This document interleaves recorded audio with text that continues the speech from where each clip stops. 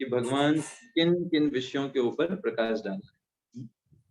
बहुत ही रुचिकर 13 चैप्टर है, क्योंकि इसमें ऐसे ऐसे समझ में आता है कैसे मटेरियल वर्ल्ड को निर्माण किया गया है, या फिर हमारे शरीर का निर्माण करने के पीछे क्या उद्देश्य है, और क्या चीज हमसे भगवान एक्सपेक्ट करते हैं। जैसे मान लीजिए कोई एक छोटा बच्चा होता है, जब वो बड़ा होता है तो पिताजी उसे बाहर भेजते हैं, माता पिता उसको बाहर भेजते हैं और उसको कुछ रुपए भी देते हैं हर महीने, ताकि वो अपना भरण पोषण कर सके। लेकिन माता पिता की एक एक्सपेक्टेशन होती है। क्या एक्सपेक्टेशन होती है? कि भाई ये पढ़ लिख करके अपने पैरों पर खड़ा हो, एक अच्छा इंसान बने, एक अच्छा चरित्रवान व्यक्ति बने, इसलिए बाहर भेजते हैं। लेकिन अगर वो बच्चा जो है बस बाहर जा करके सिर्फ इधर उधर घूमे टहले, है ना, एंजॉय करने करे, और जो उद्देश्य था माता पिता का उसको बाहर भेजने का वही भूल जाए, तो ये अच्छी बात नहीं है, है ना? तो वैसे ही हम इस भौतिक जगत में भेजे गए हैं एक उद्देश्य के चलते, और उस उद्देश्य के चलते हमें उस उद्देश्य को हमेशा अपने ध्यान में रखना है और उसके लिए कार्य करते रहना है हर परिस्थिति में। तो अभी भगवान ने अर्जुन को दूसरे श्लोक से लेकर के 7वें श्लोक तक किस चीज के बारे में बताया?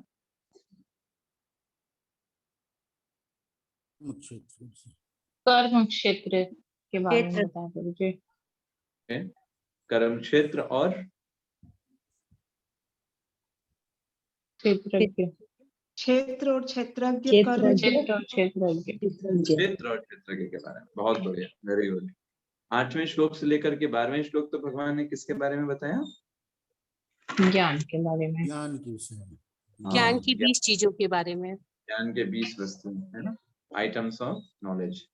बहुत बढ़िया। और ये 20 वो चीजें हैं जिनको हम कल्टीवेट करते हैं ज्ञेय को प्राप्त करने के लिए। फिर इसके बाद भगवान ने 13वें श्लोक से लेकर के लगभग 18वां श्लोक तक किस बारे में बताया? ज्ञेय के बारे में, ज्ञेय के बारे में। और ज्ञेय कौन कौन सी चीजें हैं? आत्मा और परमात्मा। आत्मा परमात्मा, बहुत बढ़िया। आत्मा और परमात्मा ये दो चीजें ज्ञेय के अंतर्गत आती हैं। इन दोनों को अलग अलग समझना, ये तब समझ, इसका मतलब आप समझ गए कि क्या चीज जानने योग्य है। अब भगवान 20वें श्लोक से 19वें श्लोक में भगवान ने बताया रिजल्ट के बारे में, कि अगर कोई इस ज्ञेय को जान लेता है तो क्या मिलता है। जैसे किसी कॉलेज में बच्चे एडमिशन लेते हैं तो उनको बताया जाता है भाई 4 साल आप यहाँ पर जब पढ़ाई करेंगे, अच्छे से अच्छे एग्जाम्स देंगे, तो उसके बाद फिर आपको डिग्री मिलेगी, है ना। डिग्री मिलके क्या होगा? डिग्री मिलके आपको उसके आधार पर जॉब मिलेगी, तभी वो बच्चा लेगा ना डिग्री। अब मान लीजिए कोई कॉलेज बोले 4 साल आप पढ़ाई करो, हम आपको डिग्री देंगे, लेकिन डिग्री की कोई वैल्यू नहीं है, वो फर्जी डिग्री रहेगी, कोई पढ़ेगा वहां पर? नहीं। तो भगवान यहाँ पर बता रहे हैं कि ज्ञेय को जानना कितना महत्वपूर्ण है, और इसे सिर्फ मेरे शुद्ध भक्त ही प्राप्त कर सकते हैं, और वो भी उसको प्राप्त करके समझ करके मेरे स्वभाव को प्राप्त करते हैं। मेरे स्वभाव को मतलब भगवान के धाम में, उसको बोलते हैं भगवान का स्वभाव प्राप्त करना। तो अभी हम बढ़ते हैं 20वें श्लोक के ऊपर, हम चर्चा करेंगे। प्रकृतिम पुरुषम चैव विद्यनाधि उभावपि विकारांश्च गुणांश्चैव विद्धि प्रकृति संभवाम। तो रमेश करण प्रभु जी पढ़िएगा अनुवाद। हरे कृष्ण प्रभु जी। हरे कृष्ण। प्रकृति तथा जीवों को अनादि समझना चाहिए, उनकी विकार तथा गुण प्रकृति जन्य है। हरे कृष्ण प्रभु। हरे कृष्ण। तो भगवान इस श्लोक में एक चीज को हमको सिखा रहे हैं। अगर सिंपल श्लोक के अर्थ को देखें, प्रकृतिम पुरुषम चैव, अब भगवान किन दो चीजों के बारे में बताने जा रहे हैं? प्रकृति और पुरुष। प्रकृति और पुरुष, प्रकृति और जीव। क्या अर्जुन का प्रश्न था? क्या अर्जुन के प्रश्न में दो चीजें थी क्या? देखिए जरा पहले श्लोक। हाँ पहला, हाँ पहला था प्रश्न, है प्रभु जी। 6 प्रश्न। अर्जुन का सबसे पहला प्रश्न यही था, प्रकृतिम पुरुषम प्रकृति पुरुषम। चैव। तो भगवान ने वो प्रकृतिम पुरुषम जो अर्जुन ने एक साथी पूछा है, भगवान उसका आंसर एक साथी देने जा रहे हैं, और ये दोनों एक दूसरे से रिलेटेड हैं। प्रकृतिम पुरुषम। तो हमने आपको उस समय बताया था पुरुष शब्द का शाब्दिक अर्थ क्या है, अगर कोई पूछे तो। पुरुष मतलब क्या? जो भोक्ता, भोग करने वाला, जो भोक्ता हो, एंड जो एंजॉयर है। पुरुष का भोक्ता मतलब इंग्लिश में एंजॉयर, जो एंजॉय करता है वो है भोक्ता। पुरुष मतलब भोक्ता। और प्रकृतिम का मतलब, प्रकृति क्या है? प्रकृति का मतलब है जिसको एंजॉय किया जाता है, वो कहलाती है प्रकृति। यस। तो भगवान क्या बोल रहे हैं? प्रकृतिम पुरुषम चैव विद्यते। प्रकृति और पुरुष मतलब जो भोग करने वाले हैं, मतलब जो जीव हैं, और जो प्रकृति मतलब जो ये प्रकृति है। प्रकृति मतलब क्या? ये हमारा शरीर भी एक प्रकृति है ना? ये भी एक प्रकृति के अंतर्गत आता है। जितनी भी चीजें हम यूज करते हैं वो सब प्रकृति ही हैं। तो प्रकृतिम पुरुषम चैव विद्य अनादि उभावपि। उभावपि का मतलब है इन दोनों को, उभवपि, इन दोनों को भी मानना चाहिए क्या? अनादि। इनका कभी आदि नहीं हुआ। जैसे कभी कोई लोग सोचते हैं ना कि प्रकृति बनती है बिगड़ती है, नहीं, प्रकृति हमेशा से है, सिर्फ उसका प्रकट और अप्रकट होता है। जैसे जीव हम हैं, तो जीव क्या है? हम हमेशा से, हम भी भगवान की शक्ति हैं और प्रकृति भी भगवान की शक्ति। जैसे आप मोबाइल चला रहे हैं, मोबाइल प्रकृति है, ये भी भगवान के द्वारा उत्पन्न किया गया है। और आप जो जीव हैं, आप भी भगवान के द्वारा उत्पन्न किया गया। और दूसरी बात करिए, आप जिस शरीर के माध्यम से देख रहे हैं, सुन रहे हैं, बोल रहे हैं, वो शरीर भी भगवान की प्रकृति को भी भगवान ने निर्माण किया है। और आप मतलब आत्मा रूप में जो इस शरीर के अंदर बैठे हैं, उसको भी भगवान ने ही निर्माण किया। अंतर क्या है? आप जो हैं वो भगवान की उच्च प्रकृति, और जो ये मैटर है, पदार्थ है, ये भगवान की निम्न प्रकृति के में अंतर है। लेकिन दोनों भगवान के द्वारा ही निर्मित है। और क्योंकि भगवान भी अनादि हैं, तो उनके द्वारा ये निर्मित दोनों चीजें भी अनादि ही है। ऐसा नहीं कोई समय था जब उत्पन्न किया इसको, नहीं, ये हमेशा से है। जीव भी हमेशा से है, प्रकृति भी हमेशा से है। बस थोड़े समय के लिए उसका स्वरूप बदल जाता है ना? थोड़े समय के लिए स्वरूप में बदलाव आ जाता है। जैसे पानी है, थोड़े समय के लिए बर्फ बन जाता है, थोड़े समय के लिए वाष्पीकरण हो जाता है ना? वाष्प बन के उड़ गया, बादल बन गया। तो पानी का स्वरूप बदल रहा है। कोई बोले अरे नदी का पानी कम हो गया, पानी कम नहीं हुआ, पानी ने अपना स्वरूप बदल लिया। पानी वाष्पीकरण होकर के बादल के रूप में चला गया, है ना? या फिर किसी ने उसको उठा करके बर्फ बना दिया, बर्फ के रूप में आ गया। तो ऐसे ही प्रकृति का जो है नेचर बदलता रहता है। जैसे देखिए, एक सिंपल सा हम उदाहरण लें। देखिए अभी हमारी बॉडी जो है वो किन चीजों से मिलकर बनी हुई है? जो हम देख पा रहे हैं, स्थूल शरीर किन चीजों से निर्मित है? क्षिति जल पावक गगन समीरा, 5 जल तत्वों पाओगे, से। बिल्कुल सही। लेकिन जब ये शरीर प्रकट नहीं था, हम तो थे पहले भी, ये शरीर नहीं प्रकट था। ये शरीर का निर्माण होता रहता है। हम जो कुछ खाते पीते रहते हैं, उनसे एनर्जी प्राप्त करके सेल्स बनती रहती हैं, है ना? ये शरीर बनता रहता है। तो ये जो शरीर है, ये भगवान, ये भी प्रकृति का हिस्सा है, लेकिन ये प्रकट और अप्रकट होता रहता है। अभी देखिए, अभी हम इस रूप में प्रकट हैं, थोड़े समय के बाद ये शरीर छूट जाएगा, ये आत्मा इस शरीर से निकल जाएगी, फिर इसी शरीर को जो है दाह संस्कार कर दिया जाएगा इस शरीर का, और इस शरीर का दाह संस्कार होकर के ये पंच तत्व में फिर से मिल जाएगा, और फिर वो पंच तत्व मिलकर के कुछ ना किसी और चीज को फॉर्म करेंगे। ठीक है, आप बात समझ पा रहे हैं? तो प्रकृति भी हमेशा रहती है, जीव भी हमेशा रहता है। जीव और प्रकृति का संग थोड़े समय के लिए होता है, कुछ सर्टेन चीजों के लिए, है ना? अब यहाँ पे समझने वाली बात क्या है, प्रभुपाद जी बहुत सुंदर तात्पर्य इसका लिखते हैं। पूरा तात्पर्य ही पढ़ने वाला है, लेकिन हम उतना समय नहीं है, हम इसलिए मुख्य चीजों को पढ़ेंगे। प्रभुपाद जी देखिए लिखते हैं यहाँ पर, तीसरी लाइन में लिखते हैं, शरीर के भीतर बद्ध तथा उसके कार्यों का भोग करने वाला आत्मा ही पुरुष या जीव है। अभी देखिए होता क्या है, हम हैं भगवान की शक्ति, मतलब हम भी प्रकृति, एक प्रकार की प्रकृति ही है भगवान की। लेकिन होता क्या है, जब इस जीव को एक पर्टिकुलर शरीर दिया जाता है, सेंसेस दिए जाते हैं, जो कि प्रकृति का अंश है। ये हमारे जो इंद्रियां हैं, आंख, नाक, कान, जीभ, ये भी प्रकृति का ही भाग है। जब इस जीव को ये प्राप्त होता है तो ये जीव क्या सोचने लगता है कि मैं स्वामी हूं, मैं भोग करने वाला हूं। ऐसी इसके अंदर मेंटालिटी आ जाती है और यही मेंटालिटी उसको इस भौतिक जगत में बंधन बनाने का सबसे बड़ा कारण होती है। जितना ज्यादा वो ये सोचेगा कि मैं भोग करने वाला हूँ, मुझे एंजॉयमेंट मिलना चाहिए, मैं परिवार का सेंटर हूँ, सब लोग मेरे सेवक हैं, मेरे कहने अनुसार चीजें होनी चाहिए, जितना ज्यादा वो ये स्वामी मेंटालिटी और एंजॉयसिव मेंटालिटी उसके अंदर आती जाएगी, उतना ज्यादा वो इस जगत में बद्ध होता हुआ चला जाएगा। ये सिंपल सा फिनोमेना है। प्रभुपाद जी तात्पर्य में इसी चीज को लिखते हैं कि शरीर के भीतर बद्ध तथा उसके कार्यों का भोग करने वाला आत्मा पुरुष कहलाता है। पुरुष मतलब वो भोग करने का प्रयास कर रहा है, कर नहीं पाएगा लेकिन वो करने का प्रयास कर रहा है। आगे आगे देखिए, वह ज्ञाता है लेकिन इसके अतिरिक्त भी दूसरा ज्ञाता होता है जो परमात्मा है ना? और परमात्मा और आत्मा में अंतर क्या है? ये दोनों ही भगवान की अभिव्यक्ति है। परमात्मा जो है वो भगवान का स्वांश है, भगवान ही है परमात्मा रूप, लेकिन आत्मा जो है वो भगवान का स्वांश आप नहीं बोल सकते।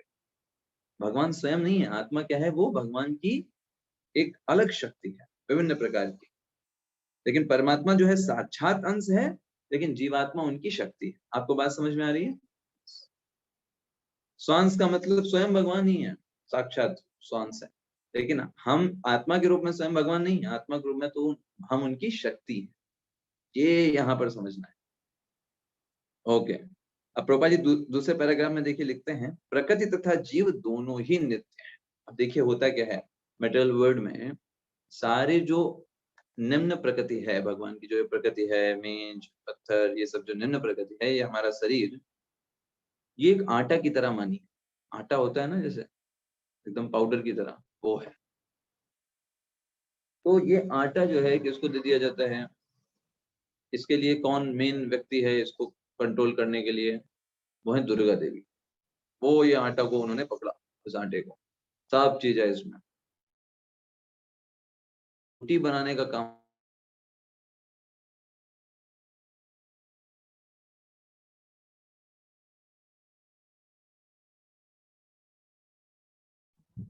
आवाज नहीं आ रही।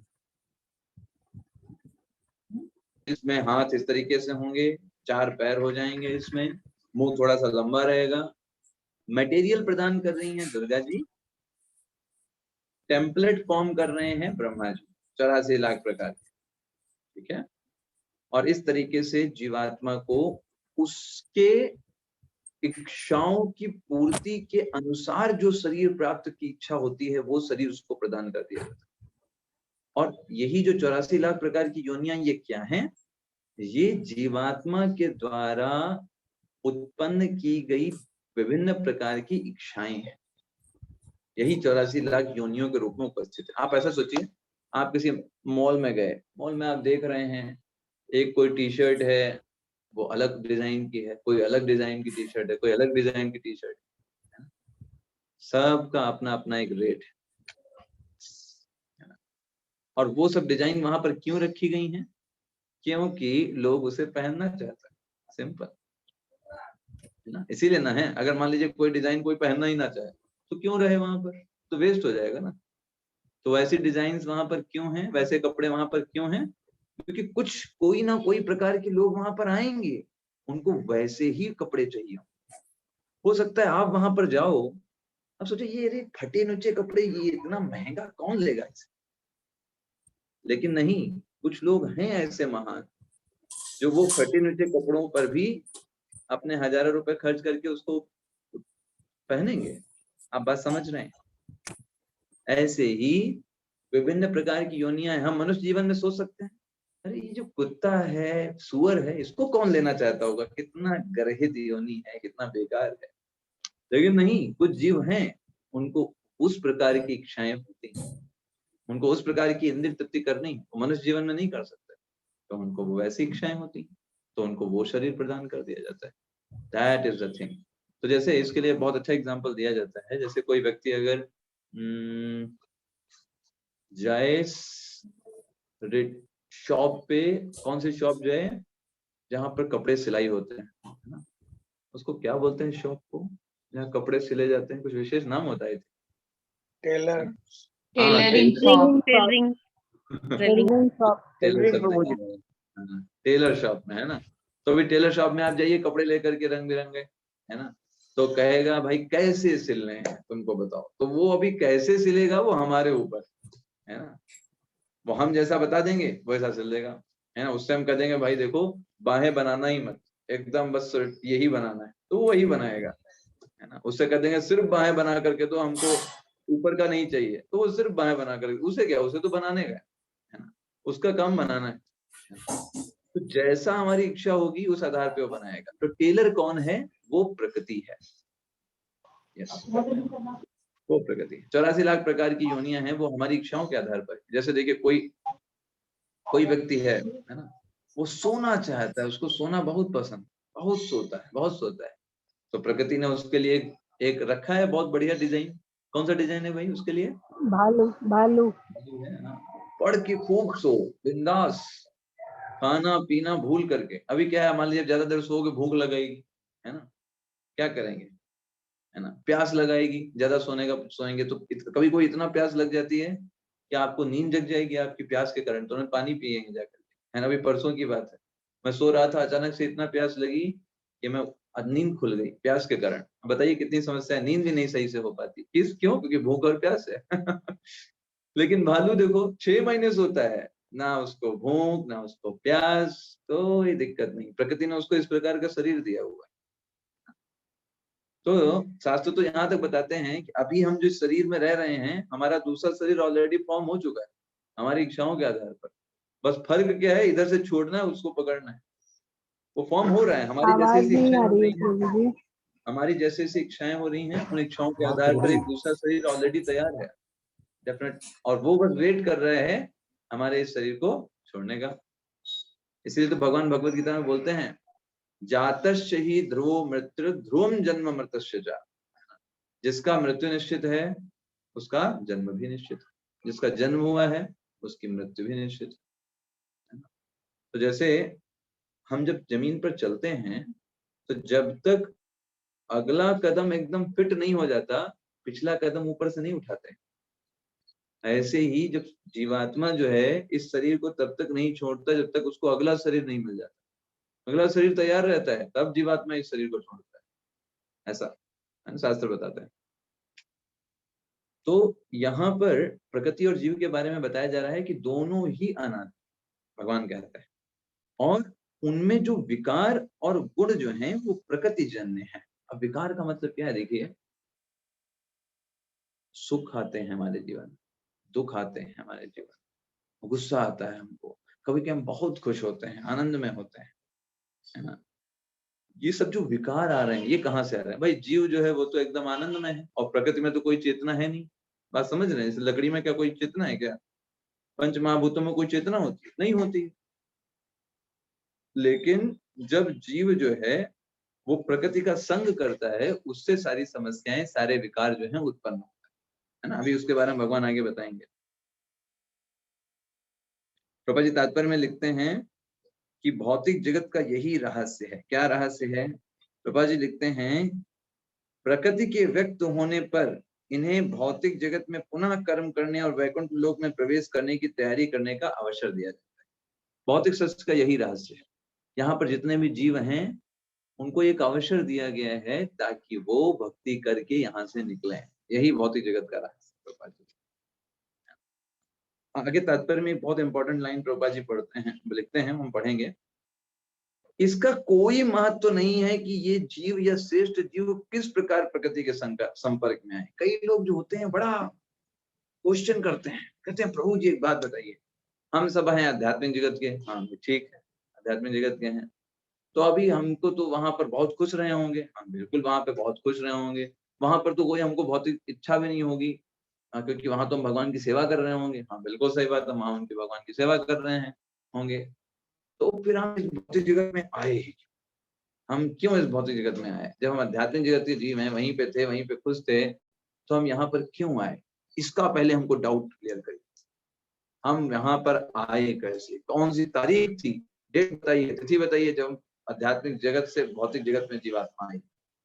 अरे भाई इतना मत सोचो, आप प्रभुपाद जी इसीलिए यहाँ पे क्या लिखते हैं, या महत्वपूर्ण नहीं है कि किस समय और क्या कारण रहा कि आप इस भौतिक जगत में आए, है ना, वो इम्पोर्टेंट नहीं है। आप देखो इस्कॉन संस्था है, इतना अच्छे से भक्ति में एनवायरनमेंट क्रिएट करती है, सबको कितनी सुविधा देती है भक्ति करने के लिए, सारे कार्यों के लिए, है ना।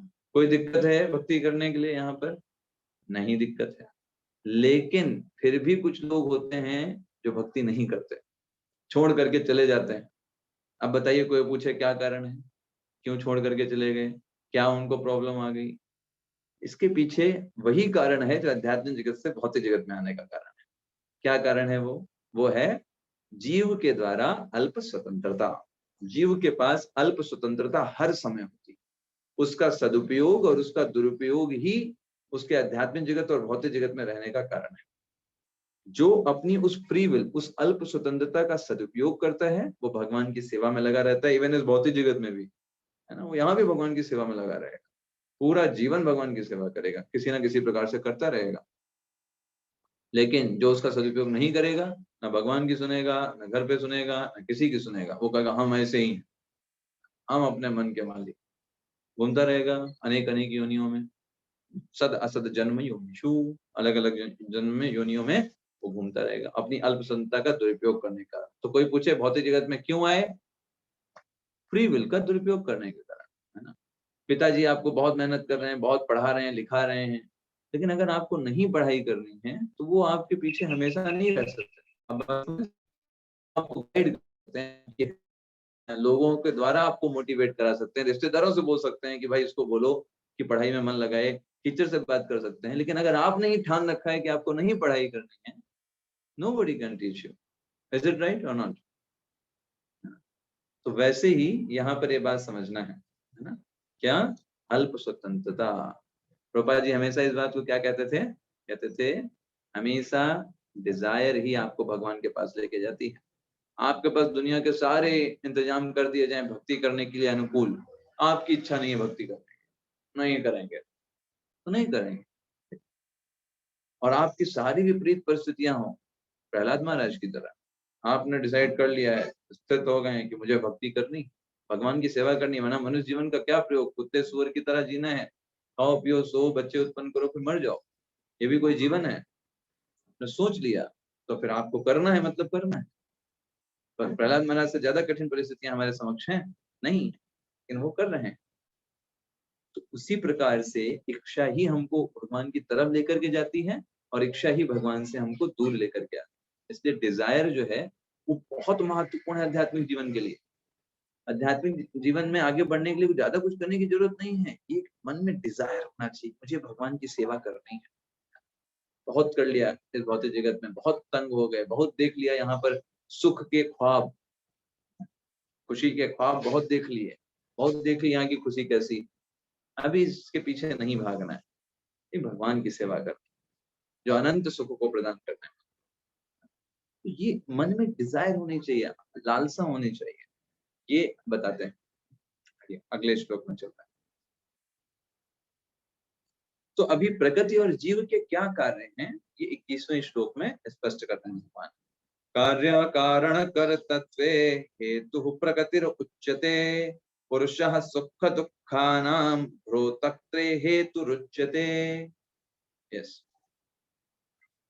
तो इसका अनुवाद पढ़ेंगे, आरती माता जी पढ़िएगा। हरे कृष्णा प्रभु जी, धन्यवाद। प्रकृति समस्त भौतिक कारणों तथा कार्यों परिणामों की हेतु कही जाती है और जीव पुरुष इस संसार में विविध सुख दुख के भोग का कारण कहा जाता है। हरे कृष्णा प्रभु जी। यस, तो भगवान क्या कर रहे हैं? कार्य कारण कर्तृत्व हेतु प्रकृति उच्यते। इस जगत में जो कुछ भी कार्य है और उसका जो कारण है, जिस कारण से वो चीजें हो रही हैं, दोनों प्रकृति के कारण ही हैं। और जीव का क्या है? पुरुषः सुख दुःखानां भोक्तृत्व हेतु उच्यते। पुरुष मतलब हम जीवात्मा का कार्य क्या है? सुख और दुख भोगना, जो प्रकृति ने किया उसके आधार पर। जैसे फॉर एग्जाम्पल, एक को शेर का शरीर मिला है तो उसको सुख कब मिलेगा? जब हिरण को खा ले। सही बात है, उसका शरीर वैसा ही बना हुआ है। उसका शरीर कब, उसको सुख कब मिलेगा? हिरण को खा ले। हिरण को दुख कब मिलेगा? जब शेर उसको खा ले। ठीक, तो प्रकृति ने इस तरीके का अरेंजमेंट किया है कि एक चीज व्यक्ति के लिए सुख है, दूसरी वही चीज दूसरे शरीर के लिए दुख का कारण है। ठीक है, तो पुरुष मतलब जो आत्मा उन अनेक अनेक शरीरों में स्थित है, उसको प्रकृति अलग अलग चीजों के माध्यम से सुख और दुख प्रदान कर रही है। जिस जीवात्मा को शेर का शरीर प्राप्त हुआ है, उसके लिए कारण और कार्य दोनों चीजें अलग प्रकार की। हिरण के शरीर में जो है उसका कारण और कार्य अलग अलग है, और जीवात्मा दोनों के शरीर में जो है उनके लिए सुख और दुख उनके ही कारणों के कारण इधर से उधर होते रहते। सेम चीज, एक के लिए सुख एक के लिए दुख। अब जैसे हमको हमारा देखिए शरीर बना हुआ है, हमारे शरीर का टेम्परेचर कितना रहता है? Centigrade 96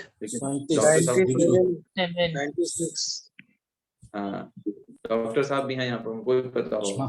96.4 degree Fahrenheit. Right, 96.4 degree Fahrenheit. और अगर सेल्सियस की बात करें 37 डिग्री सेल्सियस है, ये टेम्परेचर हमारा रहता है। अभी इसमें अगर थोड़ा ऊपर या नीचे होता है तो हमारे शरीर की हालत खराब होने लगती है ना। तो प्रकृति ने उसको इस तरीके का निर्माण किया हुआ है। वही चीज हमारे दुख का कारण बन जाती है। सुख का कारण क्या है? 96.4, ये हमारे सुख का कारण हो गया। तो प्रकृति ने इस तरीके का निर्माण किया है, कार्य और कारण इस तरीके से बना करके रखे हैं हर शरीर के लिए, है ना। ऐसे हम पिछले समय चर्चा कर रहे थे। अभी देखिए जो सुअर है ना, उसको अगर प्रकृति इस प्रकार का बनाती, उसको पका हुआ भोजन खाने को मिलता, तो बताइए कितना फ्रस्ट्रेट रहता। अब बताइए सुअर को क्या भोजन पकाने की आवश्यकता पड़ती है? नहीं, कोई भी भोजन पकाने की जरूरत नहीं। ऐसे देखिए जो कुत्ते हैं, गाय हैं, क्या उनको भोजन पकाने की जरूरत है? वो तो फिर मर जाएंगे भोजन पकाएंगे तो, कोई जरूरत नहीं। हाथी का शरीर किस प्रकार से बनाया है? कुंतलों खाना खाता है। इंतजाम कौन किया? प्रकृति के द्वारा अरेंजमेंट है सारा। लोग कुंतल भर खाना उसके लिए उपस्थित है, वरना हाथी जीवित कैसे? हर दिन खा रहे कुंतलों खाना। तो कार्य और कारण दोनों प्रकृति के द्वारा निर्माण किए गए हैं, और लेकिन सुख और दुख कौन भोगता है उन कार्य कारण के द्वारा? जीवात्मा जो भी शरीर में है। हाँ, तो देखिए बिल्कुल स्पष्ट श्लोक है। कार्य कारण कर्तव्य हेतु प्रकृति उच्यते। कार्य और कारण का हेतु कौन है? प्रकृति। और पुरुष का क्या है काम? पुरुष सुख दुखानाम भोक्तव्य हेतु उच्यते। पुरुष का काम क्या है कि भाई उस कारण से जो उसको सुख होंगे दुख होंगे वो उसको भोग करने पड़े। कुछ नहीं कर सकता। अभी बताइए आप कुछ कर सकते हैं इसके लिए? आपको बुखार, अभी अगर शरीर का टेम्परेचर बढ़ जाएगा, दुख भोगना ही पड़ेगा। ये थोड़ा ना बोल सकते हो कि भाई अरे हम बहुत अमीर व्यक्ति हैं तो हमें अगर बुखार हमारा 105 भी चला जाएगा कोई दिक्कत नहीं, धन है हमारे पास। नहीं, आपको परेशान तो होना ही पड़ेगा। वो प्रकृति आपको सुख और दुख देगी ही देगी। प्रभुपाद जी तात्पर्य बहुत अच्छा बताते हैं, खास करके ये लाइन। प्रभुपाद जी कहते हैं कि मान लो जीव को कुत्ते का शरीर प्राप्त हो गया, तो उसे कुत्ते की भांति आचरण करना होगा। वो बोलेगा नहीं हम भौंकेंगे नहीं। ऐसे नहीं भौंको, भौंकना ही पड़ेगा। कुत्ता का शरीर अगर मिल गया तो भौंकना ही पड़ेगा। अगर आपको, यहाँ प्रभुपाद जी आगे लिखते हैं, वो अन्यथा आचरण नहीं कर सकता। वो चाहे कि हम कुत्ते की तरह नहीं, हम मनुष्य की तरह भौंके बोलेंगे। मनुष्य भी कुछ लोग भौंकते हैं जो फालतू का बोलते हैं उनको भौंकना ही बोलेंगे। तो वो अगर सोचे कि हम मनुष्य की तरह भौंकेंगे, नहीं भौंक सकता। वो कुत्ते की तरह ही उसको भौंकना पड़ेगा। वैसे ही हर जीवात्मा, हर शरीर इस तरीके का ही मिला है। प्रकृति सब कुछ प्रदान करी, लेकिन आपको पता होना चाहिए प्रकृति जो है वो भगवान की अध्यक्षता में काम करती है। भगवान 9वें अध्याय के 10वें श्लोक में बोलते हैं, क्या बोलते हैं भगवान? कौन बताएंगे? मया दक्षिण प्रकृति मया दक्षिण प्रकृति। बहुत बढ़िया, वेरी नाइस। मया दक्षिण प्रकृति सूयते सचराचरम हेतुनानेन कौन्तेय जगत परिवर्तते। ये पूरी प्रकृति जो है मेरी अध्यक्षता में काम करती है। तो प्रकृति कार्य भी उत्पन्न कर रही है, कारण भी उत्पन्न कर रही है। ये दोनों है ना कर रही है। भौतिक कार्यों और परिणामों की हेतु कही जाती है। The thing is that, okay। चलिए आगे बढ़ते हैं। अब ये जो श्लोका है यहाँ पर, ये श्लोका वो श्लोकों में आता है जो श्रील प्रभुपाद जी का बहुत प्रिय था। श्रील प्रभुपाद जी, अगर आप उनके लेक्चर्स और प्रभुपाद जी की बुक श्रीमद् भागवतम देखेंगे, प्रभुपाद जी बार बार इस श्लोका को कोट करते हैं, और खास करके इस श्लोका का second part Prabhupada ji coat करते हैं। चलिए पढ़ते हैं श्लोका क्या है। पुरुषम प्रकृतिस्थो ही भुंक्ते प्रकृतिजान गुणान कारणम गुण संगोस्य सद असद जन्म योनिषु सद असद योनि जन्मसु। तो ये श्लोका क्या है? देखिए इन तीनों में जो पुरुष शब्द यूज किया गया है 21, 20, 21 और 22, ये जो पुरुष है स्मॉल पुरुष है। वो स्मॉल पुरुष कौन है? हम जीवात्मा है, जो अपने आप को पुरुष मानता है। आपको बोलेगा कि प्रभु जी हम तो स्त्री शरीर में हैं तो हम तो पुरुष नहीं है। नहीं, ये पुरुष का है मेंटालिटी की बात। पुरुष मतलब जो अपने आप को भोक्ता मानता है। भोक्ता कौन मानता है? हम सब अपने आप को भोक्ता मानते हैं। यस, वही चीज ही ये भावना कि मैं एंजॉय कर रहा हूँ, सब लोग मेरे लिए काम कर रहे हैं, मैं सेंटर में हूँ, यही भावना पुरुष कहलाती है। यहाँ पे बाहर की बात नहीं है, यहाँ पर बात है चेतना। ये चेतना पुरुष कहलाती है। ठीक है, जो भोग करने की चेतना है। और वो सब वो किसमें है? सब में है इस भौतिक जगत। तभी ना इस भौतिक जगत में आए हैं, तभी ना हमको एक शरीर प्राप्त हुआ है। क्यों मिला है? क्योंकि भोग करने की इच्छा थी, इसीलिए शरीर प्राप्त हुआ। समझ में आई बात? ये नहीं कोई बोल सकता कि नहीं हम पुरुष नहीं, हम स्त्री हैं, हम स्त्री नहीं हम पुरुष हैं। नहीं, सब कोई पुरुष है एक हिसाब से, और एक हिसाब से कोई पुरुष नहीं है। अरे ये कैसे? सब कोई पुरुष, हाँ सब कोई पुरुष बनने का प्रयास कर रहा है, और है कोई पुरुष नहीं। पुरुष मतलब भोग करने का, हाँ मैं भोगता रहूंगा, सब लोग मेरी सेवा करें, मैं बॉस, मैं एंजॉयर, ये सब बनने का प्रयास कर रहे हैं। चाहे कोई पुरुष हो, कोई स्त्री हो, कोई बच्चा हो। जैसे हम एग्जाम्पल देते हैं ना, राधेश्याम प्रभु जी हमेशा बोलते हैं, कहते हैं पति से पूछा जाए कौन तुम्हारे घर में कौन किसकी चलती? ऑफकोर्स मेरी चलती है। मैं बाहर कमाने जाता हूँ, पैसे लाता हूँ, पूरे घर का सबका खर्चा चलाता हूँ, पत्नी को ये कपड़े ला करके देना, बच्चों को पढ़ाई के लिए एडमिशन फी, ये फी, सब इतना सब कुछ ऑफकोर्स मेरी चलती है। पत्नी से पूछा कि भाई आपके घर में किसकी सुनी जाती है? अरे मेरी सुनी जाती है। पति जाते होंगे, कमा के लाते होंगे, लेकिन मेरी इच्छा के बिना एक पैसा नहीं खर्च करते। मैं जहां कहूंगी वहीं पैसे कहते हैं, सारे पैसे मेरे कंट्रोल में रहते हैं। मैंने अगर मना कर दिया तो मना हो गया, खत्म। फिर बच्चों से पूछा कि भाई आपके घर में किसकी बात सुनी जाती है? बच्चों ने कहा अरे मेरी बात सुनी जाती है। पापा भले खूब कमाते हो, मम्मी भले खाना बनाते हो और सारा मिनिस्ट्री का काम करते हो, बट एक बार हमने अगर चिल्लाना चालू कर दिया, दहाड़ लगानी चालू कर दी, तो दोनों लोग दौड़ करके आते हैं, बेटा क्या चाहिए, बेटा क्या चाहिए। कोई बात नहीं, कोई बात नहीं, हम अपना प्रोग्राम कैंसिल कर देते हैं, है ना, हम टीवी बंद कर देंगे, है ना। जो कोई भी इच्छा होगी माता पिता दौड़ करके पूरा करते हैं। तीनों लोग अपने आप को एंजॉयर मान रहे है कोई नहीं एंजॉयर। क्यों? उन तीनों लोगों को जो शरीर प्राप्त हुआ है वो प्रकृति के द्वारा थोड़े समय के लिए दिया गया है, जिसमें वो अपने आप को स्वामी मान करके उसको एंजॉय करने का प्रयास कर रहा है। ठीक है, इसलिए तीनों ही एंजॉयर नहीं है, तीनों अपने आप को एंजॉयर मान करके परेशान हो रहे हैं। और इसी श्लोक में यही बताया गया है। क्या बताया गया? देखिए पढ़िए, पुरुषः प्रकृतिस्थो ही, पुरुष जो है वो प्रकृति के ऊपर स्थित होकर, जैसे देखिए मैं इस समय कुर्सी के ऊपर बैठा हूं, है ना, ठीक, तो ऐसे ही पुरुष जो है वो प्रकृति के ऊपर बैठा हुआ है। अभी देखिए हम हैं पुरुष के रूप में बद्ध जीवात्मा, किसके अंदर बैठे हुए हैं? प्रकृति रूपी शरीर के अंदर बैठे हुए हैं, राइट और नॉट? ये शरीर क्या है? भगवान की प्रकृति है, और इस शरीर के अंदर हम पुरुष के रूप में बैठे हुए हैं। पुरुष क्यों बोला जा रहा है? क्योंकि उसके अंदर भोग करने की इच्छा है, इसलिए उसको पुरुष बोला गया। पुरुष रूपी बद्ध जीवात्मा इस भौतिक जगत रूपी प्रकृति रूपी शरीर के अंदर बैठा हुआ है, और क्या करना चाह रहा है? भोंगते प्रकृति जान गुणान, और प्रकृति के तीनों गुणों के द्वारा वो भोग करने का प्रयास कर रहा है। बहुत बहुत स्पष्ट है। पुरुषः प्रकृतिस्थो ही, प्रकृति में स्थित होकर के पुरुष बद्ध जीवात्मा इस प्रकृति के तीनों गुणों के द्वारा भोग करना चाहता है। ठीक है, अच्छा तो क्या होता है भाई? उसका परिणाम क्या होता है? कारणम गुण संगोस्य, गुणों का संग करने के कारण। वरना आत्मा का इस प्रकृति के साथ कोई संबंध नहीं है। आत्मा तो पूरी तरीके से आध्यात्मिक है, भगवान का अंश है, इसका भौतिक जगत से कोई लेना देना नहीं है। लेकिन क्योंकि गुण का संग करने के कारण सत्वगुण, रजोगुण, तमोगुण का संग करने के कारण क्या होता है? सद असद जन्म, सद असद योनि जन्मसु। वो जीवात्मा जो कि भगवान का अंश है, जिसको भगवान के धाम में भगवान की सेवा में रत रहना चाहिए, उसमें आनंद लूटना चाहिए, वो आत्मा सद और असद योनियों में घूमता रहता है। सत योनि का मतलब वो योनि जिसमें भगवान की सेवा और कृष्ण कॉन्शियसनेस को में प्रगति करने के मौके मिलते रहे, वो कहलाती है सद योनि। असद योनि बाकी वो सारी योनि आशद हैं जिसमें आप भगवान की सेवा नहीं कर पाओगे, चाहे जो कोई भी योनि हो। गेटिंग? तो सद असद जन्म योनिषु, वो ऊपर नीचे नीचे ऊपर मूव करता रहता है। ये क्यों मूव कर रहा है?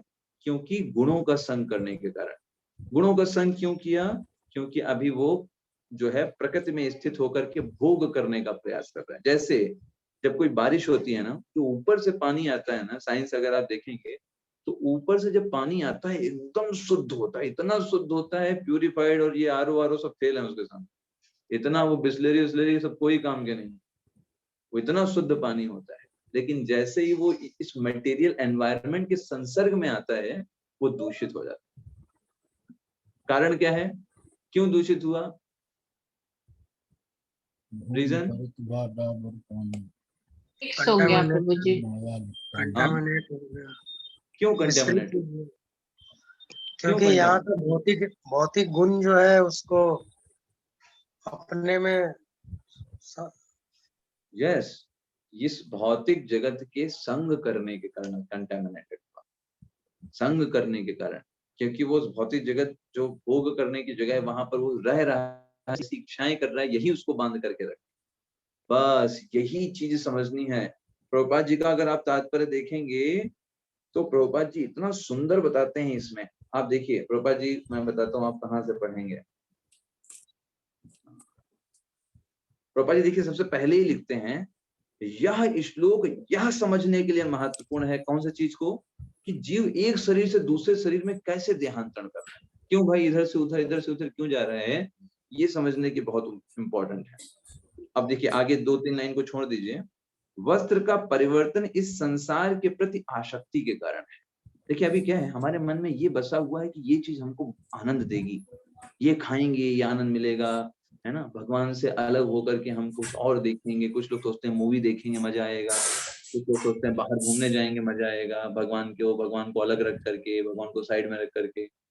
तो उनके मन में ये जो मेंटालिटी है कि भगवान को साइड करके भोग करने की, यही मेंटालिटी ही बंधन का कारण है।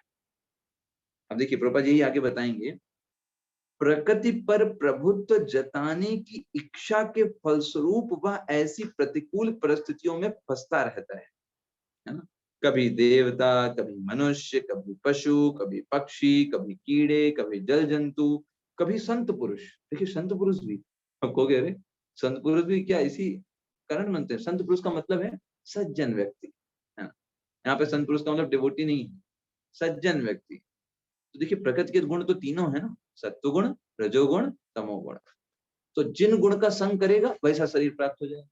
अगर मान लीजिए सत्व गुण का शरीर प्राप्त करेगा तो एकदम बढ़िया ब्राह्मण परिवार में जन्म मिला, छोटे पर से एकदम शांत, कोई लड़ाई झगड़ा नहीं, कोई अगर कुछ बोल दे तो भी कोई बात नहीं, सब कोई बात नहीं, हम लड़ाई झगड़ा नहीं कर, वैसा शरीर उसको प्राप्त होगा। शरीर ही वैसा है। आप बात समझ रहे हैं? कुछ लोगों को आप देखेंगे उनको शरीर ही सत्वगुण ही प्राप्त होता है, कोई लड़ाई झगड़े में इंटरेस्ट ही नहीं, नो इंटरेस्ट। और कुछ लोगों को अगर आपकी बाइक का थोड़ा सा पार्ट अगर धोखे से भी लग गया तो फिर युद्ध स्तर पर कार्य होंगे वहां पर, है ना। क्यों? क्योंकि उनका शरीर ही ऐसा है, वो बिना लड़ाई झगड़े के उनका जीवन नहीं चलता, है ना। उनका बोल सकते हैं भोजन नहीं पाचन होता बिन जब तक लड़ाई झगड़ा 2-3 लोगों से ना कर ली। शरीर ही ऐसा मिला हुआ है, रजोगुणी शरीर है। तो ये तीनों गुण हैं, इन तीनों गुणों के कारण व्यक्ति को अलग अलग शरीर प्रकार के शरीर प्राप्त होते है ना, अलग अलग। कभी और बेसिकली 2 चीजें होती है जिसके आधार पर शरीर प्राप्त होता है, एक मन में जो इच्छाएं भरी हो, दूसरा आपके पास कैसे कर्माज है उसके आधार पर। जैसे किसी मॉल में गए आप तो 2 चीजों के आधार पर ही आप खरीदारी करोगे। पहला, आपको किस प्रकार के कपड़े पसंद है ना, है कि नहीं। आपको मान लो शर्ट पैंट पसंद है तो शर्ट पैंट ही आप देखोगे ना, वही लेने वाले हो। अब ऐसा तो नहीं शर्ट पैंट पसंद है और ले आप कोट पैंट है, ऐसा तो नहीं होगा। तो पहली चीज आपकी डिजायर, और दूसरा आपके पास पैसे। अगर पैसे मान लीजिए आपके पास 10-20 रुपए पड़े हैं और डिजायर आपकी शर्ट पैंट की, तो ले पाएंगे क्या? नहीं, नहीं ले पाएंगे। ऐसे ही मान लीजिए आपकी डिजायर बहुत अच्छी है, आप बहुत अच्छा बनना चाहते हैं, लेकिन आपके कर्म ही अच्छे नहीं, कर्म ही पैसे हैं जो हमको दूसरे बॉडी में लेकर के जाएंगे, कर्म ही खराब है, तो डिजायर से आप वहां पर नहीं पहुंच सकते। तो इसलिए ये 3 अलग अलग गुण अलग अलग प्रकार की डिजायर को उत्पन्न करते हैं। 3 सत्वगुण, रजोगुण और तमोगुण। सत्वगुण जो है उसमें अलग प्रकार की चीजें होती हैं, रजोगुण में अलग प्रकार और तमोगुण में अलग प्रकार। चलिए अब देखिए यहाँ पर ये तात्पर्य इतना मुझे अच्छा लगता है, ये तात्पर्य का जो आखिरी से 2-3 लाइन ऊपर प्रभुपाद जी लिखते हैं, अर्जुन का उदाहरण देकर के प्रभुपाद जी क्या बताते हैं कि एक्चुअली हमको करना क्या है, हमको बस क्या करना है, अपने डिजायर को चेंज करना है। डिजायर का मतलब क्या है? देखो कैसे है, अभी हमारी इच्छा क्या होती है कि हम कुछ खाएं, अच्छा अच्छा कुछ भोग करें, है ना, कुछ मजे लें, ये करके हमारे अंदर जो इच्छाएं होती है ना, यही हमको बांध करके रखी होंगी। तो अगर हम ये जो हमारी डिजायर है इसको भगवत परायण बना लें, है ना, तो यही डिजायर्स हमको इस भौतिक जगत से मुक्त कर देंगे। फॉर एग्जाम्पल प्रभुपाद जी अर्जुन का एग्जाम्पल देते हैं, कहते हैं इसका सर्वश्रेष्ठ उदाहरण क्या है? अर्जुन। अब लेकिन कोई क्वेश्चन करेगा, प्रभु जी आप तो बोल रहे हो कि ये जो मन में इच्छा है कि भगवान से अलग होकर के भोग करने की, आनंद करने की, ये कैसे चेंज लाएं, इसमें कैसे परिवर्तन लाएं? इतना आसान तो नहीं है कि हम आज सोचेंगे कि भाई हमें अपने मन की डिजायर्स को भगवान के संपर्क में लाना, हो जाएंगी। नहीं, इतना आसान नहीं है। लेकिन इसको कैसे बदला जा सकता है? प्रभुपाद जी क्या लिखते हैं, यह परिवर्तन प्रामाणिक स्रोतों से सुनकर ही लाया जा सकता है। अगर आप ऐसे व्यक्तियों से श्रवण करें जो प्रामाणिक हों, जो ये नहीं कि अपनी सुविधा अनुसार या अपने जीविकोपार्जन के लिए, है ना, ये कार्य करते हों, ऐसे प्रामाणिक स्रोतों जो कि गुरु परंपरा प्रॉपर गुरु परंपरा के द्वारा हो, खुद अच्छे से फॉलो करते हो, ऐसे अगर प्रामाणिक स्रोतों से सुनकर आप चीजों को समझेंगे तो आपके हृदय की इच्छाएं परिवर्तित हो सकती है। बाकी लोगों से सुन करके आपको इंटरटेनमेंट मिल सकता है, मजा आ सकता है, आपको खूब सारी कथाएं और वो सब रोचक लग सकती हैं, लेकिन जो हृदय का परिवर्तन सिर्फ ऐसे व्यक्ति से ही श्रवण करके आएगा जो कि प्रामाणिक हो। ठीक है, वो उस व्यक्ति से जब आप श्रवण करेंगे तब आपकी परिवर्तन आएगा। प्रभुपाद जी एग्जांपल देते हैं अर्जुन का। अर्जुन पहले क्या सोच रहा था और बाद में उसने क्या सोचा गीता के बाद, श्रवण करने के बाद, क्योंकि सबसे बड़े प्रामाणिक स्रोत कौन है? भगवान श्री कृष्ण। उनसे श्रवण किया और उसकी देखिए डिजायर कैसे बदल गई। पहले बोल रहा था कि हम युद्ध नहीं करेंगे, बाद में बोला अरे भगवान आप करें तो क्यों नहीं करेंगे, तो युद्ध करें, बताइए आप जो कहेंगे हम करेंगे। ये देखिए डिजायर बदल गई गीता सुनने के बाद।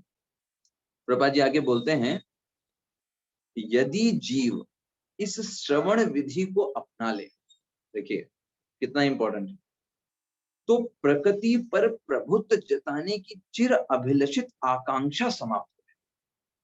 हमारी देखिए समस्या क्या है, हम इस जगत में भोग करने के कारण इस प्रकृति पर प्रभुत्व जताना चाहते हैं। अपने परिवार में सोचते हैं मैं जो बोल रहा हूँ वो होना चाहिए। क्यों भाई, क्यों तुम्हारी बात होनी चाहिए? और भी लोग हैं उनकी भी बात होनी चाहिए। हम हर समय यही सोचते हैं मेरी बात होनी चाहिए। मैं अगर कोई भी काम करते हैं, मैं जो कर रहा हूँ ना इसलिए बढ़िया होना चाहिए, मैंने किया इसलिए बढ़िया है। ऐसा नहीं सोचना चाहिए। लेकिन ये जो अभिलाषा है, ये जितना हम इस प्रभुत्व को कम करेंगे, क्यों क्यों हम इस प्रकृति के जो बंधन से छूटते चले जाएंगे। तो आप रूपा जी आगे क्या लिखते हैं, ज्यों ज्यों वह प्रभुत्व जताने की इच्छा को कम करता जाएगा, त्यों त्यों उसे आध्यात्मिक सुख मिलता चला जाएगा। जितना आप इस भौतिक जगत पर प्रभुत्व जताने की इच्छा को कम करेंगे, अपने आप को दास मानेंगे। Who is you? बताओ भाई हम कौन है? Who are you? I am servant of the Krishna. Krishna के दास, है ना? Yes. कृष्ण के दास, माया के दास, कृष्ण के दास, है ना? Yes. और उसको उसी तरीके से आध्यात्मिक जीवन मिलेगा। अगला श्लोक में भी पुरुष की बात आ रही है, लेकिन ये पुरुष वो पुरुष नहीं है। पुरुष नंबर 2 है ये। और पुरुष नंबर 2 कौन है? भगवान, जो परमात्मा के रूप में स्थित है, अपने स्वांश परमात्मा के रूप में। चलो, तो उनका कार्य क्या है? उपद्रष्टा अनुमंता चा भर्ता भोक्ता महेश्वरः परमात्मेति चाप्युक्तो देहे इस्मिन् पुरुषः परः। तो कोई बोले प्रभु जी ये आपने कैसे जाना कि भाई इसमें जो पुरुष है वो परमात्मा वाला है, वो बद्ध जीव वाला नहीं है। भगवान ने सबसे आखिरी में क्या बोला, पुरुषः परः। पुरुषः परः का मतलब क्या है, देखिए अनुवाद में क्या लिखा हुआ है। दिव्य।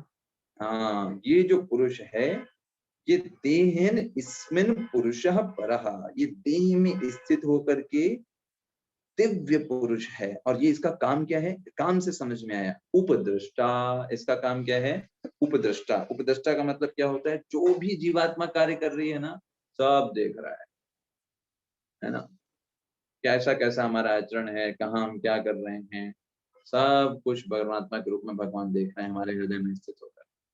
अनुमंता, हर एक चीज को कार्य करने के लिए बल दे रहे हैं। हम सोचते हैं भगवान से छुपा करके, भगवान को साइड में करके भोग किया जाए। भगवान कहते हैं अच्छा साइड में रख करके भोग करना चाहते हो, हाँ हमको नहीं एंगेज करोगे, नहीं आपको नहीं एंगेज करना है, हमको भोग नहीं लगाना है, अच्छा ठीक है खा लो। भगवान शक्ति प्रदान करते हैं। कोई बोलता नहीं हमको भगवान को भोग लगा के खाना है, हम आपकी सेवा करना चाहते हैं, तो भगवान कहते ठीक है भोग लगाना है, लो भाई मंत्र तुमको याद दिला देते हैं, तो भोग लगा के खा लो। दोनों के लिए भगवान बल प्रदान करते हैं। तो ये भगवान छूट क्यों दे के रखा है भगवान ने, फ्री विल। वो भगवान हमारी स्वतंत्र इच्छा है, उसमें भगवान हस्तक्षेप नहीं करते। और जिस आधार पर हम आचरण करेंगे उस आधार पर उसका परिणाम भी प्राप्त होगा, है ना। भगवान का प्रसाद खाएंगे तो फिर हम भगवान की हमारी भक्ति में हम आगे बढ़ेंगे, है ना। वो बिना प्रसाद लगा कर लेंगे तो हमारी भौतिक चेतना विकास होगा। हम इस भौतिक जगत में सोचेंगे हमको और बड़ा इन्फ्लुएंशियल बनना है, हमारे पास और लोग होने चाहिए, हमारे पास और धन होना चाहिए। अभी तो धन की कमी पड़ रही है मेरे पास, थोड़ा सा 2-3 लाख रुपए और ज्यादा हो जाए मंथ में तो बढ़ जाएगा। ये सब चेतना कब आएगी, जब भगवान से दूर होते जाएंगे। और ज्यादा कष्ट, और ज्यादा मटेरियल स्ट्रगल, ऐसी कोई समस्या नहीं है, आराम से जीवन चल सकता है। लेकिन फिर भी सोचने लगेगा पैसे कम पड़ रहे हैं, है ना, थोड़ा सा हमको फॉरेन में भी घूमने जाना है ना, इधर उधर भी घूमना है, लोगों पर रिश्तेदार भी आते हैं, तो हमारे पास मर्सिडीज गाड़ी भी नहीं है, तो दिखाएं क्या उनको। ये सब कब आने लगेगा, ये सब भगवान से दूर जाने के कारण दुख होते हैं, वो इस रूप में प्रवेश करने लगते हैं। कोई आवश्यकता नहीं है। तो भगवान अनुमंता भी है, हमको बल भी प्रदान करते हैं, चाहे हम भोग करना चाहें या भगवान की सेवा करना चाहें। भगवान की सेवा के लिए बल नहीं चाहिए क्या, उसके लिए भी बल चाहिए, भगवान वो भी प्रदान करते हैं। अनुमंता चा भरता, भरता मतलब हर एक चीज के स्वामी है। भोक्ता, वो वास्तव में भोगता है हर एक चीज, है ना। महेश्वरा, वो परम ईश्वर है। परमात्मे चापयुक्त, तो वही परमात्मा के रूप में, और ऐसे पुरुष को परह पुरुष बोला जाता है, दिव्य पुरुष बोला जाता है। प्रभुपाद जी दूसरे तात्पर्य में लिखते हैं, सिर्फ हम उसको पढ़ेंगे। प्रत्येक जीव परमेश्वर का नित्यांश है, दोनों मित्र रूप में घनिष्ठता पूर्वक संबंधित है। मतलब आत्मा और परमात्मा के रूप में बहुत जबरदस्त प्रेम का संबंध है, मित्रता बहुत अच्छी है उन दोनों के बीच में। लेकिन जीव में परमेश्वर के आदेश को अस्वीकार करने की और प्रभुत्व जताने की, प्रकृति पर प्रभुत्व जताने के उद्देश्य से स्वतंत्रता पूर्वक कर्म करने की प्रवृत्ति पाई जाती है। मतलब उसके अंदर ये प्रवृत्ति रहती है कि भगवान की बातें नहीं सुनेगा, प्रकृति पर अपना प्रभाव जताने का प्रयास करेगा। इसी कारण से जीव को तटस्था शक्ति बोला जाता है। तटस्था क्यों बोला जा रहा है, इंग्लिश में बोलते हैं मार्जिनल एनर्जी। क्यों बोल रहे हैं, देखो वैसे तो वो भगवान से कनेक्टेड है, आध्यात्मिक शक्ति से कनेक्टेड है, लेकिन उसके अंदर ये प्रवृत्ति पाई जाती है कि आध्यात्मिक शक्ति को छोड़ करके वापस भौतिक शक्ति में आ जाएगा, वहां पर वो आनंद लेने का प्रयास करेगा। इसी कारण से उसको तटस्था शक्ति बोला। तटस्था क्या होता है, तट होता है ना, तो तट कभी कभी गीला होता है, कभी कभी सूखा होता है। पानी आ गया, समुद्र की लहर आ गई तो गीला हो गया, समुद्र की लहर चली गई सूख गया। तो ऐसे ही जो हम तटस्था शक्ति हैं, हमारे अंदर ये प्रवृत्ति पाई जाती है, इसीलिए हमको तटस्था शक्ति बोला जाता है भगवान। तो जब यह भौतिक शक्ति के द्वारा बद्ध रहता है, हम भौतिक जगत में एंजॉय करना चाहते हैं तो हम बद्ध रहते हैं। और जब यही शक्ति को हम भगवान से जुड़ने के लिए प्रयास करते हैं तो उसी शक्ति, वही जो होता है वो भगवान की सेवा में लग जाती है। हम मुक्त आत्मा कहलाते हैं। जिस समय भगवान की सेवा कर रहे हैं हम मुक्त हैं इस संसार में, जिस समय हम भगवान से दूर जाकर के भोग करने का प्रयास कर रहे हैं हम बनते चले जाते हैं। ये बहुत स्ट्रॉन्ग स्टेटमेंट है श्रील प्रभुपाद जी का। दुख का मतलब क्या है, what is definition of misery, भगवान से दूर जाना ही दुख है, और कोई जीवन में दुख नहीं है। भगवान को आपने साइड कर दिया, भगवान की चीजों को उससे अपने आप को दूर कर लिया, यही सबसे बड़ा दुख है। और प्रभुपाद जी आगे में लिखते हैं, स्वतंत्रता का यह दुरुपयोग ही बद्ध प्रकृति में उसके भौतिक संघर्ष का कारण है। कोई पीछे हम क्यों इतना परेशान है प्रभु जी, जीवन में इतना कष्ट क्यों है? इसीलिए है, आपने अपनी स्वतंत्रता का दुरुपयोग किया। आप भगवान की सेवा कर सकते थे, भगवान से जुड़ सकते थे, लेकिन आपने भौतिक जगत में भोग करने का प्रयास किया, यही आपके दुख का कारण, बस, और कोई दुख का कारण नहीं।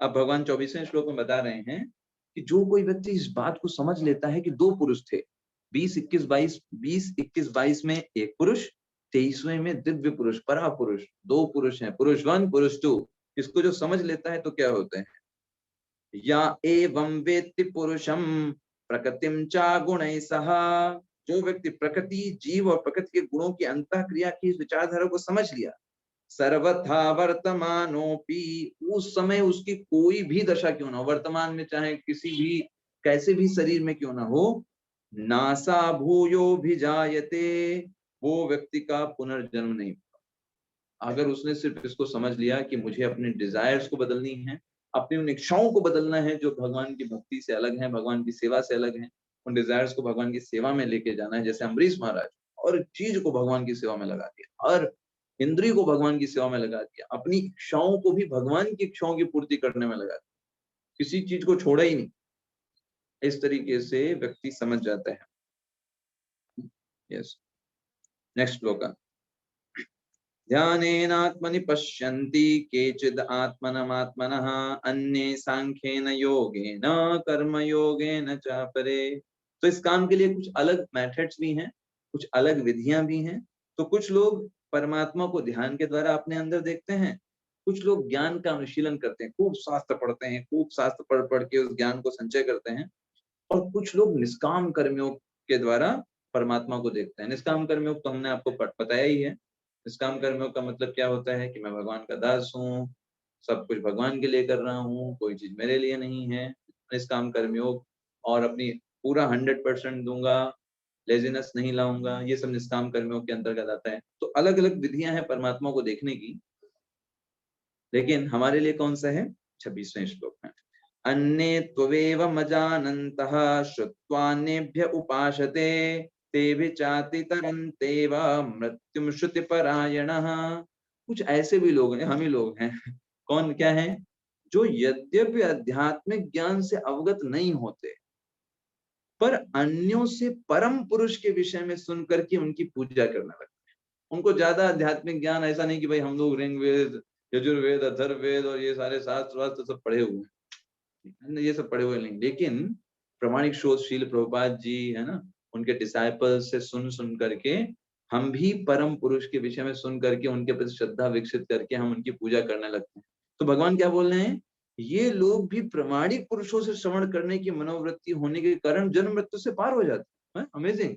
मतलब पहले के लोग जो हैं वो ध्यान करके, ज्ञान का अनुशीलन करके जितना जो कुछ प्राप्त कर रहे हैं, अगर दूसरे व्यक्ति जो नहीं भी कर रहे हैं लेकिन प्रमाणिक स्रोतों के माध्यम से श्रवण प्रक्रिया को अपना रहे हैं, उस माध्यम से भी वो पार कर जाएंगे सारी कठिनाइयों को, जन्म मृत्यु के सागर को। ये यहाँ पर बोल रहे हैं। इसलिए प्रभुपाद जी तात्पर्य में सबसे पहले ये समझाते हैं कि श्रवण विधि कितनी महत्वपूर्ण है। श्रवण हमारा आधार है, श्रवण विधि को, इसलिए हमें श्रवण बहुत अच्छे से करना चाहिए। और श्री चैतन्य महाप्रभु ने क्या श्रवण करने को बोला है, हरे कृष्ण कृष्ण कृष्ण हरे हरे, हरे राम राम राम हरे हरे। ये भगवान की दिव्य ध्वनि है, ये गोलोक से आया हुआ प्रेम धन है, इसको बार बार हमको श्रवण करना चाहिए। यही कीर्तन भी हो गया है ना। प्रभुपाद जी तात्पर्य में बताते हैं, चैतन्य महाप्रभु ने कहा है कि इस युग में मनुष्य को अपना पद बदलने की आवश्यकता नहीं है, जो हो, जहां हो, जैसे हो वहीं रहो, बस हरे कृष्ण महामंत्र का जप करते रहो, भगवान के बारे में सुनते रहो, भगवान की ग्लोरीज को गाते रहो। अपना पद बदलने की जरूरत नहीं है। ऐसा नहीं है कि गृहस्थ है तो सन्यासी बनने की जरूरत है, सन्यासी हैं तो गृहस्थ बनने की जरूरत है। जहां हैं, जैसे हैं वैसे रह करके भगवान की ग्लोरीज को गाते रहिए, सुनते रहिए, जप करते रहिए, दैट्स ऑल, है ना। और प्रभुपाद जी सबसे लास्ट में लिखते हैं, यद्यपि सामान्य व्यक्ति तथा कथित दार्शनिकों की भांति प्रायः समर्थ नहीं होता। अभी देखिए, हम जो सामान्य व्यक्ति हैं, बहुत बड़े बड़े दार्शनिक आएंगे, खूब ये वो ये बताएंगे, हमें कुछ समझ में नहीं आएगा, है ना। लेकिन प्रामाणिक व्यक्ति से श्रद्धा पूर्वक श्रवण करने से इस भव सागर को पार करके भगवत धाम वापस जाने में उसे सहायता मिलेगी। हमारे लिए भी होप है। ठीक है, हम हो सकता है बड़े बड़े दार्शनिक ना बन पाए, बड़े तत्व का विश्लेषण ना कर पाए, लेकिन श्रील प्रभुपाद जी और उनके जो महान शिष्य हैं, उनके द्वारा अगर हम श्रद्धा पूर्वक उनको सुनते रहेंगे, हम भी पार हो जाएंगे। ये हमारे लिए होप है। ठीक है, तो हम यहीं पे आज एंड करेंगे विशेष श्लोक पर। हरे कृष्णा। हम सभी का बहुत बहुत धन्यवाद। श्रील प्रभुपाद हरे की कृष्णा जय, भगवत गीता की हरे जय। हरे कृष्णा प्रभु जी। हरे कृष्णा प्रभु जी। हरे कृष्णा प्रभु जी। हरे कृष्णा प्रभु जी। हरे कृष्णा प्रभु जी। हरे कृष्णा प्रभु जी। हरे कृष्णा प्रभु जी। हरे कृष्णा। हरे कृष्णा। हरे कृष्णा प्रभु जी, दंडवत प्रणाम। हरे कृष्णा। हरे कृष्णा प्रभु जी। नहीं, कोई आ जाने से